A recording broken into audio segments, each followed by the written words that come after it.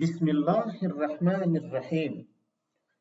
سورة البقره لدري اتایم آیته تر شپږ اتایم آیته. اعوذ بالله من الشیطان الرجیم.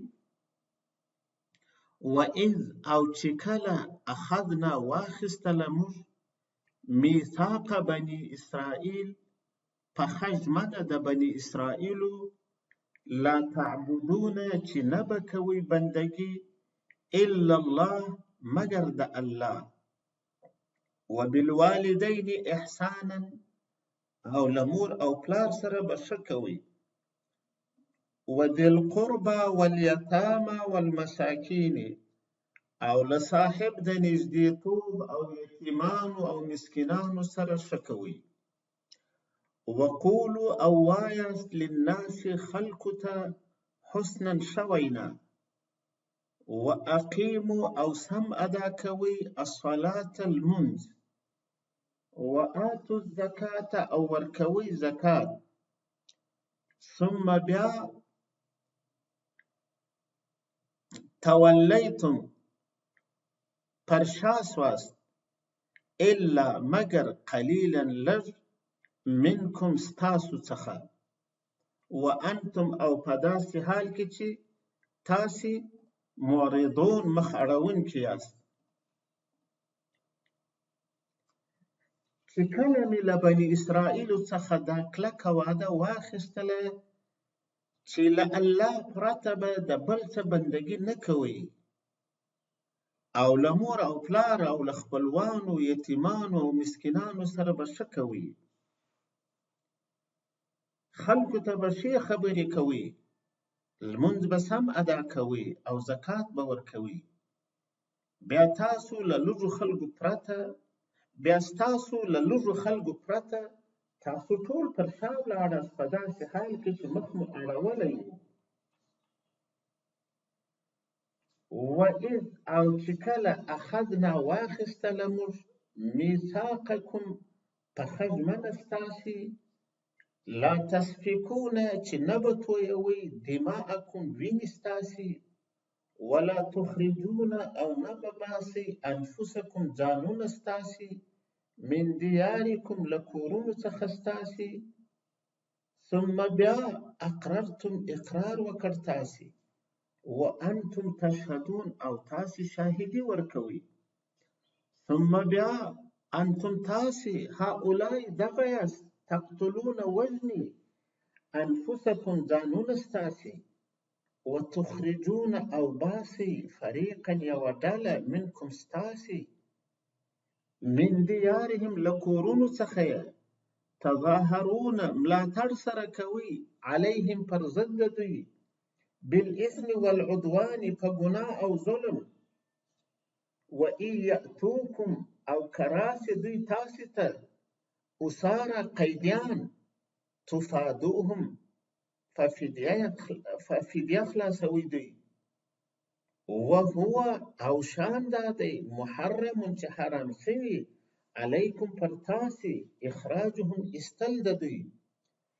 افتؤمنون ایا نو ایمان راوړئ ببعض الکتاب په ځینې د کتاب، وتکفرون او کفر کوئ ببعض په ځینې، فما جزاء نو څه د جزا من د هغه چا یفعل چې کوي ذلک هغه منکم ستاسې څخه الا مگر خزي رسوایی فی الحیات الدنیا په ژوند نږدې کې، و یوم القیامت او په ورځ د قیامت یردون ورګرځول کیږي الی اشد العذاب و ډیر سخت عذاب ته، وما الله بغافل او نه دی الله ناخبره اما له هغه څخه تعملون چې کوئ یې.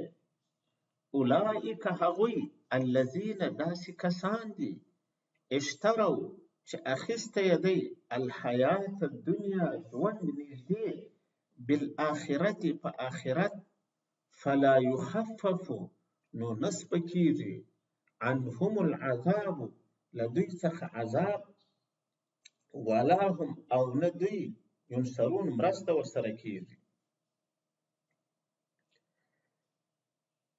چې کله مې ستاسو څخه دا کلکه وعده واخیستله چې یو د بل وینې به نه تویوئ او یو بل به له خپل کور او کلي څخه نه باسئ، بیا تاسو اقرار وکړ په داسې حال کې چې د دې وعدې او اقرار شاهدي ورکوئ.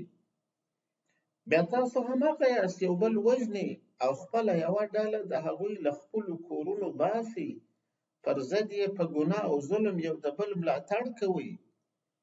که دغه ستاسو ایستل شوي خلک تاسو ته د جګړه ییزو قیدیانو یا اسیرانو په حالت کې راشي، تاسو هغوی په فدیه خلاصوئ. حال دا چې د هغوی ایستل هم در باندې حرام دي. نو آیا تاسو د کتاب په ځینو برخو ایمان راوړئ او په ځینو یې کافران کیږئ؟ ستاسو هر څوک چې دا کار کوي بله سزا نه لري پرته له دې چې په دنیا کې رسوا او په آخرت کې له سخت عذاب سره مخامخ کیږي. او الله له هغو کړنو څخه ناخبره نه دی چې تاسو یې ترسره کوئ. هغوی داسې کسان دي چې دنیا یې په آخرت رانیوله، نو له دوی څخه نه عذاب سپکیږي او نه مرسته ورسره کیږي.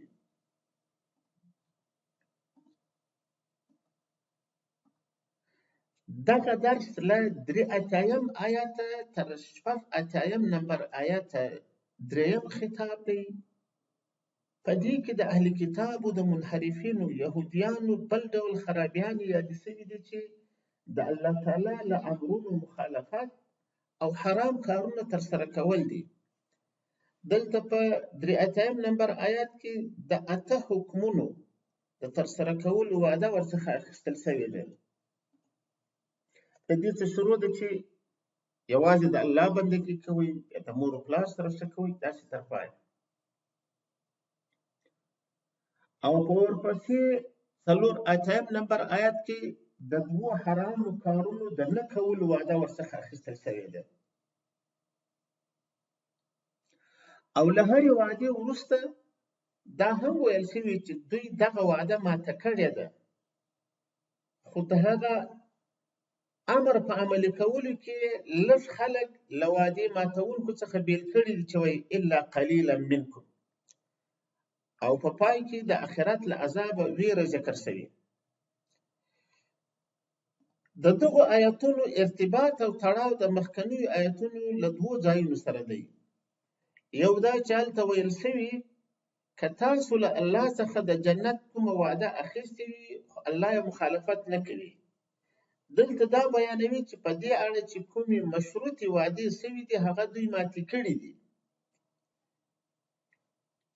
دویم دا چې هلته د یهودیانو د دعوې په رد کې ویل شوي چې څوک بد کوي جزا یې دوزخ او څوک چې ښه کوي بدله یې جنت دی. اوس په دې آیاتونو کې دا بیانېږي چې د دوی عقیده او عمل د جنت وړتیا نه لري، یعنی د الله د قانون په اساس دوی د جنت مستحقین نه جوړېږي، ځکه دوی له الله سره خپلې ژمنې ماتې کړي دي. دلته یاد شوي کارونه د هغو کسانو دي چې د پیغمبر صلی الله علیه وسلم په زمانه کې په مدینه منوره کې وو. د دې تفصیل داسې دی چې د مدینې عرب اوس او خزرج چې د دواړې قبیلې د مدینې انصار بلل کېدل، د پیغمبر صلی الله علیه وسلم د راتلو د مخه مشرکان وو. د جاهلیت د دود سره سم په خپلو کې سره جنګېدل. هغه وخت په مدینه کې د یهودیانو 3 مشهورې ډلې وې: بنو قریظه، بنو نذیر او بنو قینقاع. هرې ډلې د عربو د یوې ډلې ملاتړ کاوه. چې کله به سره وجنګېدل یوې ډلې یهودیانو د بلې ډلې یهودیانو پر ضد خپل د ملګرو عربو ملاتړ کاوه. په دې ترڅ کې به یو یهودي بل یهودی وژی یا به یې له کوره ایستی، ځکه د دوی د همپیمانانو سره جنګېدی. چې کله به جګړه پای ته ورسېدل او د دواړو ډلو ترمنځ به اسیران یعنی په جګړه کې ګیر شوي بندیان هم ول، ټولو یهودیانو به د یهودي قیدي د خلاصون لپاره فدیه ورکول. حتی هغه يهودي ډلې به هم د هغه اسیر یا قیدي د خلاصون لپاره چنده جمع کوله چې خپله به دوی د خپلو ملګرو عرب مشرکانو په لاس اسیر ورکړی و.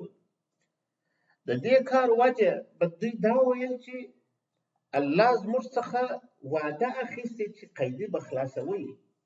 او دلته الله تعالی ورته وایي چې په وعده کې خو د دې ترڅنګ دا هم ویل شوي وو چې خپل دیني ورونه به نه وژني او له کورونو څخه به یې نه باسي، او تاسې د هغو دواړو خبرو مخالفت وکړ.